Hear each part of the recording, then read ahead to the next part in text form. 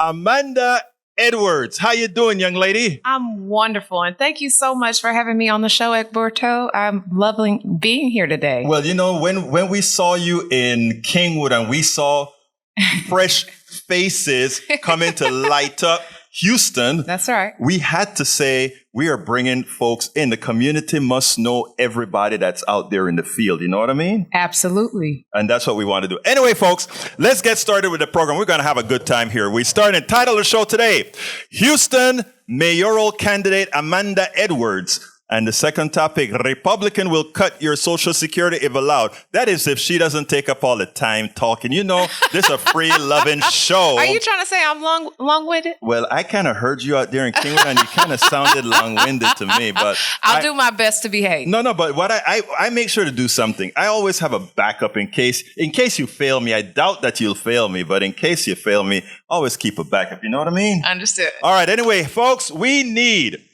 generational change in leadership, change around the country. Houston, Texas will have that option this year with former city council at large, meaning she has already won the whole big kahuna, you know? Amanda Edwards, you know, and the second topic is, of course, Republicans continue to balk at Biden's calling them out.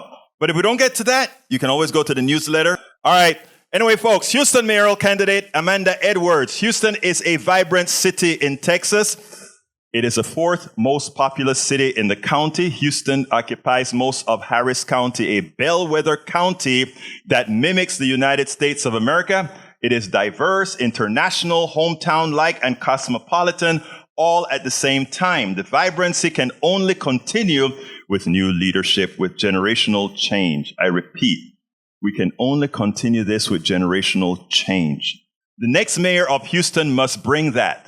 For all who want to see progress, you will have choices this election. You can make a difference. Don't you damn well forget it. There will be a choice for the good old boy cigar smoking network or for generational change, for a better direction for the city. This is not just a Houston issue, but a national one. And in that light, Politics Done Right is chatting with former at-large City Councilwoman Amanda Edwards. Amanda graduated from Eisenhower High School in Aldine ISD. She earned a BA in Political Science from Emory University in 2004. Amanda went on to earn her JD from Harvard Law School. Amanda returned to Houston with a broadened perspective and interest in impacting her community. Amanda practiced law for years as a municipal finance lawyer, where she solved complex issues relating to tax-exempt bond financing, public-private partnerships, and nonprofit organizations. All that sounds important, and it is, if you want to be mayor of a city, right? That's right. She has practiced law at both Vincent and Elkins LLP and Bracewell LLP. Ms. Edwards will discuss what she intends to bring to Houston, Texas. How does she envision the future of cities that serves all? How do you bring equity and fairness to government generally owned by the wealthy and the powerful? How does she bring agency to all in a system too often for best done with the affluent? So tell us a little bit about yourself first. Absolutely. Well, first of all, thank you for having me on. Absolutely. And I am a native Houstonian, born and raised. As you mentioned, I am a proud graduate of Eisenhower High School in Aldine, in the Aldine right School around District. The corner from where I'm at. Yeah. That's right. So I was a mighty eagle. Yes. And when I was actually growing up, I got started kind of looking at really how you can create impact at a very early age. But one of the things that's been really transformative for me is when I was about 10 years old, my dad got diagnosed with cancer. And so when I was growing up, I watched and witnessed my dad going through treatments. And I remember learning about our U.S. healthcare system by way of asking questions to my dad. And I would ask questions like, what happens if this insurance stuff doesn't cover his illness? He had a form of cancer called multiple myeloma. And he would say things like, well, we have to figure something else out. And I remember even as a young teen, hearing him say that was just unsettling to me. You know, I knew something was wrong. And what I appreciated at a very early age was that policy and public service, it has to be about more than just the politics, right? It can't be just about the swivel chairs and the name placards. It's got to be about the people. And in our case, you know, what happens to the people who don't get coverage? And I thought about those types of questions. And although my dad did pass away from cancer, born from that experience was a motivation to put people over politics. I tell you something before, not to interrupt you, but when I went over and started doing a little bit of research on you, right? Yeah. That is one of the reasons I said I wanted to interview you first, believe it or not. When I heard about, first of all, healthcare is one of the major issues in this country. Yeah. And to have somebody sufficiently empathetic to understand what others are going through, that was very important to me. It's one of my pet peeves, the healthcare system. The other thing that got to me is at 18 years old, you went to college for a BA in politics. Politics is everything that I believe in. I think I have this phrase that I say, citizenship is a requirement, politics should be a requirement for citizenship. And that you went and got a BA in political science at that early an age. Says much. Yeah. And so after I graduated, I went to Emory in Atlanta, and I got a chance to work in community-based organizations while I was a student. And so got my hands on a lot of that understanding that you don't impose on communities when you're talking about change. You've got to work alongside them. And so that was a really great experience for me. And then had the opportunity to work in Washington. In my youth, I worked for Congresswoman Jackson Lee. And so was running around the Hill all over the town and learning a lot. And finally went to Harvard for law school. And it was there where I had the opportunity to work for then Professor Elizabeth Warren. Yes. At that time, she was Professor heroes. Warren. Yeah. So had some really great experiences there, but ultimately came back down to the South when Katrina happened. I watched it on TV like most people did, but I decided that I would move down to New Orleans. And so that was surprising. Yeah. When I read that in your bio, I'm like, okay, this woman is here in Houston. What happened? What happened? Listen, I saw it on TV just like everybody else did, but something compelled me to, when I graduated from law school, to go down and help. And so I had a job. So for those that are worried, I was clerking in federal court during the week, but on the weekends, I was teaching 7th graders how to use writing as a tool of empowering themselves after something so tragic. Right. And so it was really rewarding. But ultimately, after my clerkship ended, I went back home to Houston because, you know, just like I know, you don't have to have a physical storm for there to be need in a community, right? And so there's so much need all around you. So I came back home to Houston, but I was resolved that I would get just as involved here in Houston as I had been in New Orleans. And in doing so, I got synced up with groups like Project Row Houses. I was the board chair there for a number of years. And also in my practice, my legal practice, got a chance to do a lot of work around building communities like schools and hospitals and just helping to facilitate all that you see in a community just from the built environment. So you mean you're a real community organizer? Is that what you're trying to tell me? I didn't say I'm a community organizer, but I'm going to say I'm a community servant leader. How's that sound? That's servant leader. I like, that's a political answer. That's a political answer. I didn't say politician though. Okay. I didn't say that. So and got my hands, again, that's how long-term sustained change comes from working alongside the residents and amplifying the concerns that they experience, but also having them owning those solutions. And so you've got to forge a partnership, and that's what we did. And then, of course, in 2015, I threw my hat in the ring to run for city council at large. How comes you chose that's a big leap. That's what I was told. To go for an at-large position, especially in a city like Houston, right? Because we have a great good old boy network, and you have to be almost tasked to get certain things done. It's a funny thing you say that, because I remember in that race, although I thought, surely I'll win, I'm qualified, all of those things.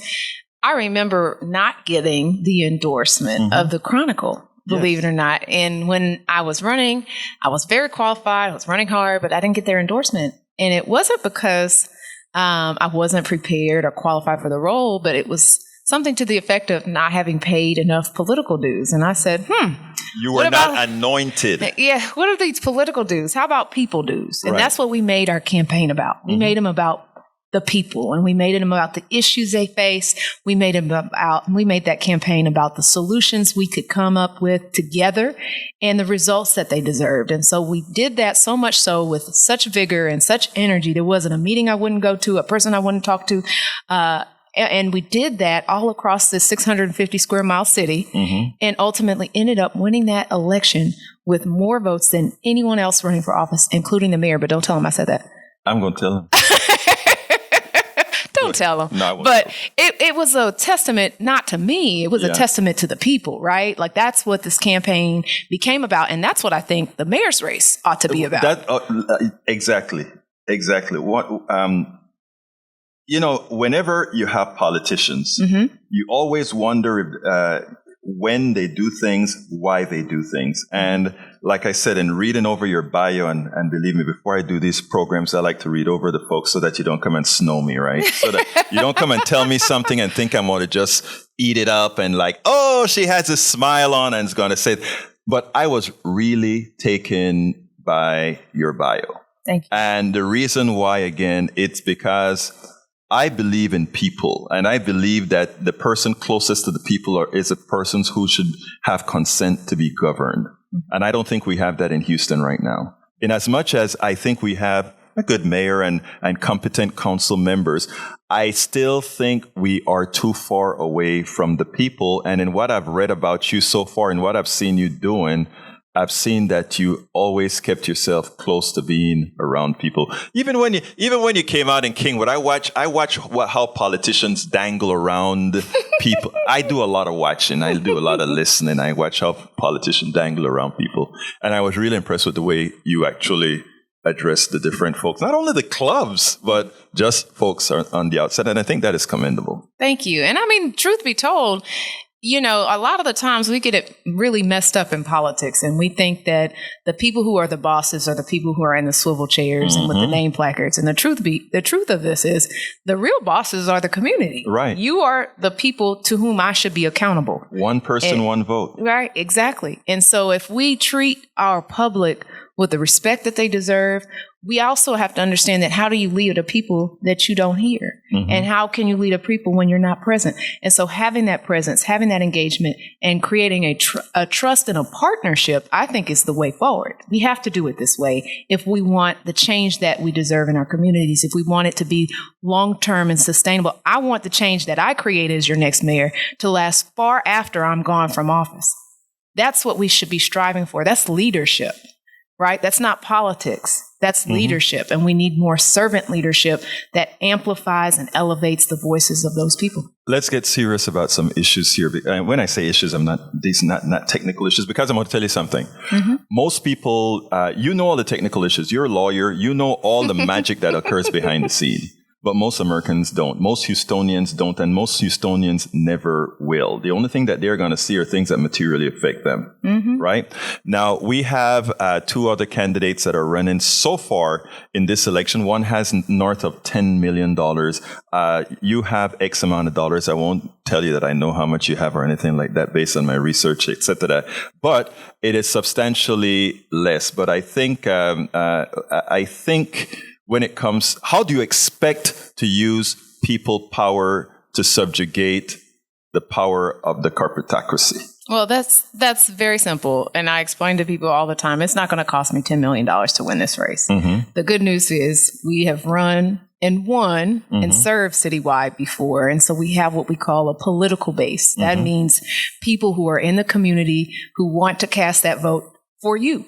And so you've just got to make sure you can pay for the amplification of your message to them. And so with that in mind, we know from a budgeting standpoint what we need to do, and we're on target to do that. We closed out last quarter from a fundraising standpoint in second place behind the person that you're mentioning in terms of fundraising that quarter. So we're in good position to execute our plan. But the other piece of this is that people have to always remember is that checks don't vote. Okay? Checks don't vote. We can ask the last election cycle. There was, Tony Busby ran with $10 million. With a whole lot of money. Yeah. We've seen it. Karen Bass just got outspent 11-1. That should have given everybody in this country we know about Citizens United and all these other things, but that should have made anybody say, well, who cares? Let's go ahead and get towards the people. So, yeah. Yeah. It's you talk about money only just to say you have to get to a certain bar of what can be effective communication, but we're going to get to that bar. So that's not our issue. Our issue really now is just effectively communicating and making sure we touch Houstonians and make sure that they feel inspired by having a mayor who's going to make sure that everybody in the city, no matter where they live, has an opportunity not just to live in our city, but to thrive in our city. Tell me a little bit more about what you intend to do for Houston. Now that we've spoken a little bit of the technicalities, why you? Yeah, interestingly enough, I'll tell you a little bit of a personal experience that I had as a city council member. Some of the things that I got a chance to do while serving on city council included things like Start Our Cities Tech and Innovation Task Force, which now has led to the creation of the Innovation District down the street. Yes. But others involved issues around equity. Like we learned about the disparities that women and minority business owners face here in Houston when they're trying to access capital, when they're trying to scale their business, when they're trying to really make it. And we had some strategies and we put into place and now an alliance that operates and functions for that purpose. And so we've done a lot of work around equity. We've done work around how to create other forms of opportunity. But one of the things that really drove me to this moment is actually something that happened after Harvey. And I remember getting a phone call and they said, one of the community leaders asked me to come and check out some of the seniors in her neighborhood. I said, no problem. So I showed up impromptu and just knocked on a few doors. And when I'd ask them, what are you doing to clean out your house? They'd say, oh, well, I'm using this product or that. And I said, well, what are you doing to deal with the furniture in your house and get that removed? They said, oh, well, my grandchild is coming to help me with that. But then I'd ask the question, what are you doing about the walls that at that time had been soiled by the floodwater? And in house after house that I would visit, they'd all say the same thing, which is that those walls are already dry. And these are seniors. These are low-income seniors. So, of course, that broke my heart because I didn't know how many seniors were having that. Going to live this experience. And so I decided that I wasn't elected to have a broken heart. I was elected to do something. So I mobilized hundreds of volunteers. We started going door to door and canvassing. And here's the moment that I want to focus on. When I would step foot on the doorsteps, and I'd always wear my city council shirt, so they knew I was not there for harm. But when I stepped foot on those doorsteps, one of the first things they would ask me is, what are you doing here? And I remember saying, oh, I'm your city council member. I'm here to help, thinking I'm answering the question. That wasn't the question. They said, no, what are you doing here? Are you up for re-election already? And if you just think about that question, it was the second worst disaster in American history, $125 billion in damage. And the first thing that comes to mind when you see your elected official standing on your doorstep is that she must need something from me, rather than to be here to deposit into their lives. Exactly. This is the second worst disaster. So I say that to say that democracy has been broken for a lot of people in our community. And we need people to understand that democracy is not just about accessing the ballot booth. That's just step one. Step 2, 3, 4, and 5 have to be about making sure that those people get the results that they're looking for and that they deserve. And so instead of it just being, we know how to find you when it's election season. We know what precincts you vote in.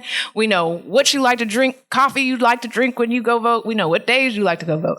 But we don't know your name. We don't know your address. And we certainly don't know how to solve your problems once in office.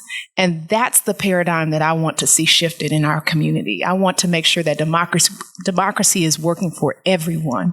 And that when that democracy works, when they get the ability to vote, they vote for someone who will actually serve their needs and show up for them, especially in their greatest time of need. And that's what I'm bringing with me as part of my journey and motivation to City Hall, is a desire to create more equitable outcomes for our community. Why are you trying to answer all this list of questions that I have. That narrative. Don't get ahead of me. I'm kidding. But here's the thing. Yeah. When people call, I get my calls in. I do a whole lot of blogging, and I get a lot of the response in. And we've taught people that government is something else, right? Mm-hmm. The government is no good. The government doesn't come through for you. And they always forget the reality is, if I'm saying government is bad, I'm saying I am bad, because government, theoretically speaking, is we, the people. So you should be the instantiation of those you represent, mm-hmm. which, as it turns out, you're telling me that based on your past performance as kind of a legislature, that your past performance, that is the kind of thing you believe government is supposed to be. I don't see that often. And I think that is why so many have so little faith in government. And what I want to start seeing is the people who have not been yet corrupted by, and a lot of time it's a good old, like I mentioned in my initial blog, the good old cigar smoking boy network that have really maintained this level of corruption that people no longer have faith in government. You are somebody who has proven, I think thus far, that government can and should work. How do we put that forth to the rest of people throughout the city and in that effect throughout the country, that let's get government to be effective? Absolutely. And that's part of your job, right? Your job is not just to be a part of a campaign trail. Your job is to deliver on the things you talk about on these campaign trails. And like you said, that is the manifestation, right? We ought to be reflective of the community needs and wants, and then most importantly, getting them the results they deserve. So you've got to be that conduit or vessel for change. And that's your job. A lot of times you don't want politicians telling you what they do. You kind of want to see what, go ahead. And again, like I said, I think it is, when I talk about generational change, when I talk about not only generational change, but in a lot of ways, gender change. And folks, guys, don't hit me up on what I'm going to say here, okay? But I'm going to tell you something. We've been doing it a long time. And there's a certain dynamic that I've noticed throughout the world, not only in the United States, but the way we handle COVID, the way we handle a lot of issues going forward, we need a change. Merkel, Juan, all these, Finland, New Zealand, all these countries have been doing great. Just heed me, it's time. Miss Edwards, continuing with the discussion. So as I mentioned before, it is very hard in these times to really get people to have faith again. We're going to need people that speak in your words, speaking that kind of message to get faith back into people. By God, I'm trying like hell to tell folks government is you. You haven't been a government official and showing what you could do in community. I think it's a good start. What else can you do? Absolutely. Well, one thing that I think is important when I say creating a Houston for everybody to be able to thrive in, it's important to make sure that you meet people's basic needs, right? So we've got issues around crime that people are concerned about, right? And so when I talk about that issue, I often talk about something called community policing. Mm-hmm. And you say, well, what's that? Well, that came from when Mayor Brown was Chief Brown. In Atlanta. And exactly. And it's a model whereby you serve and protect everyone, mm-hmm. but on a neighborhood basis. Mm-hmm. And so that means you have police presence, law enforcement presence in communities. It serves a preventative focus. It helps to prevent crime, but it also helps to create and conjure up more trust. Mm-hmm. You say, well, why do you care about trust? Well, that's part of how you solve crime mm-hmm. is collaborating with the community. If I don't trust you and every time you come in my neighborhood, you're antagonistic or I look like a culprit to you, that's not going to be the workings of a good, trusting relationship, mm-hmm. right? And so we've got to have all of our neighborhoods, no matter what part of town you live in, feel protected and served. There's got to be an emphasis on prevention. I think prevention comes along with presence. And so having that community policing model really helps with that. I will also say you've got to look at the conditions that you've created in the first place as to why crime is where it is. Some of that, right now, it's a situation where for some, it makes more sense to steal that catalytic converter because there's not a sustainable wage paying job for them. So some of the policies that are economic also tie into what it is that we're experiencing from a public safety standpoint. So it's all interwoven.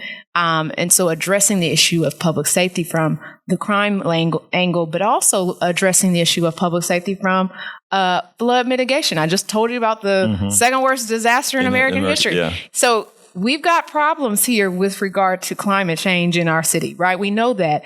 And our topography is challenging because it really, it's flat, completely flat, nowhere to drain your stuff.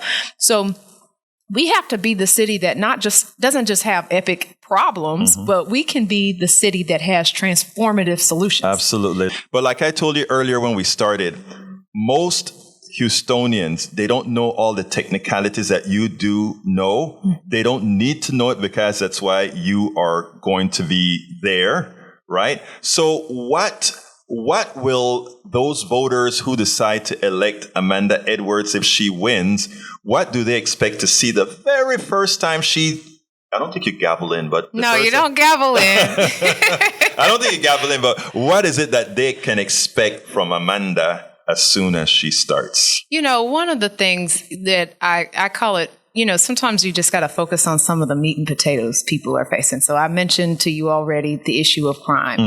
A lot of what I seek to do is to make sure that we have safe, well-connected communities that have access to infrastructure like sidewalks, have safe streets to drive on, connection to mobility. And so in order to get to these types of neighborhoods that are all well regarded and well resourced, we've also got to deal with a big crisis that's going to be on our hands. And that is a financial crisis. When I get into office, there's going to be a few $100 million worth of a crisis. And so not having that be a time of panic, but instead letting that become an opportunity to fix the excuses, right? Because a lot of what people say, oh, we can't fix this because we don't have the money. We can't go there because we don't have the money. Remove that excuse and fix it so that people can then begin to realize the outcomes they want to see. So we can then hire more police to do the community policing that I described.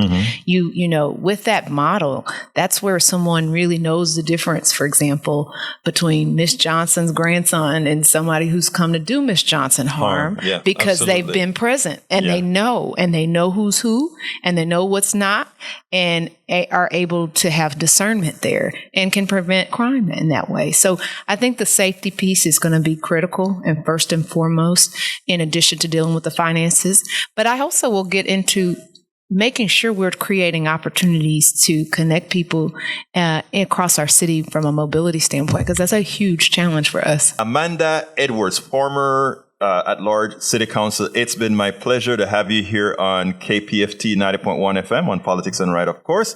And I think you've enlightened quite a few people with what you would do if you became mayor. I also think you're showing them what a politician's devoted to a community should look like. So please give me your closing statements. Absolutely. Well, first, thank you for having me on and extending your platform to educate voters about this upcoming election, which a lot of people don't know about. It's going to be the first time in 8 years where we'll have an open seat for mayor, and you're going to see a lot of movement in this race. And so it's really important that we take this decision very seriously. I happen to believe that this city is at a crossroads, and we've got a decision to make, and that is we can choose to go backward, but I think your listeners and I think Houstonians in general will not make that choice and instead choose to move forward in a way that is bold and innovative, but most importantly, is equitable and creates opportunity for everybody in our community to have an opportunity to thrive. And so I'm running to be the next mayor of Houston to ensure just that. And I'm looking forward to the opportunity to earn the support of your listeners. Amanda Edwards, mayoral candidate for Houston, Texas. We spend a lot of time deconstructing the news, trying to parse it into a form that everybody can understand. We try to find those little nitpicks where it flies above the fray, etc. If you really like these videos that we do, I want to ask a big favor. Please go ahead, number one, subscribe to our channel, and number two, please join if you can. Thank you so kindly for watching. Keep watching. Please remember to share. We must populate the entire internet with our progressive message, a message that we know is what most Americans say that they want. So help us, please join.